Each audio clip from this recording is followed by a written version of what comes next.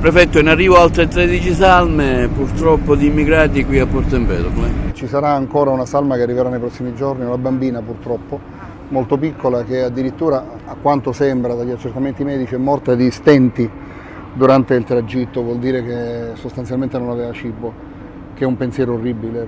Non è che le altre morti siano migliori, per carità, però pensare che addirittura questi viaggi siano così pericolosi da non avere a bordo nemmeno il cibo necessario, i liquidi necessari per poter affrontare 2 o 3 giorni di navigazione, insomma, significa veramente che questi migranti sono nelle mani di trafficanti senza nessuno scrupolo.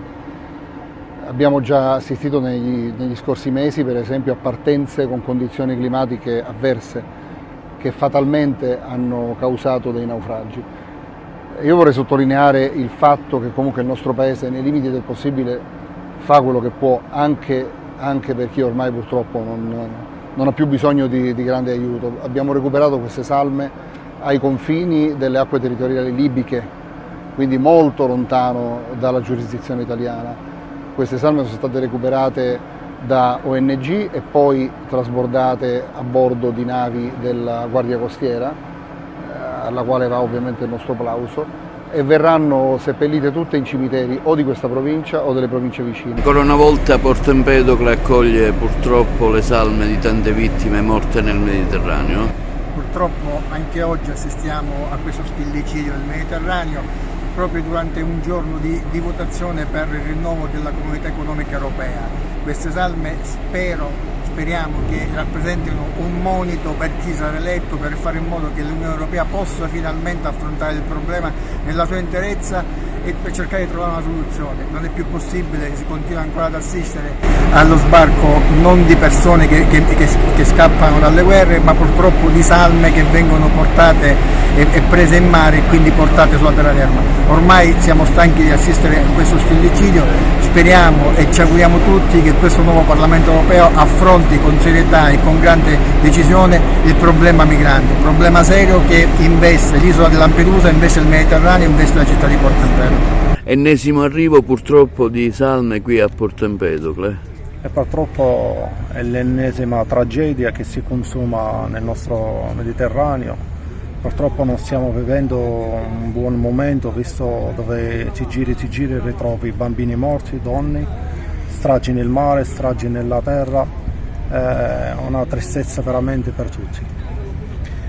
Ti stai battendo per la costruzione di un cimitero islamico a Palma di Montechiaro? Sì, grazie al prefetto di Agrigento, il dottor Filippo Romano, che ci sta dando una mano per poter realizzare questo progetto per il futuro. È un cimitero dove possiamo seppellire le persone che arrivano, le persone che vivono qua di fede islamica.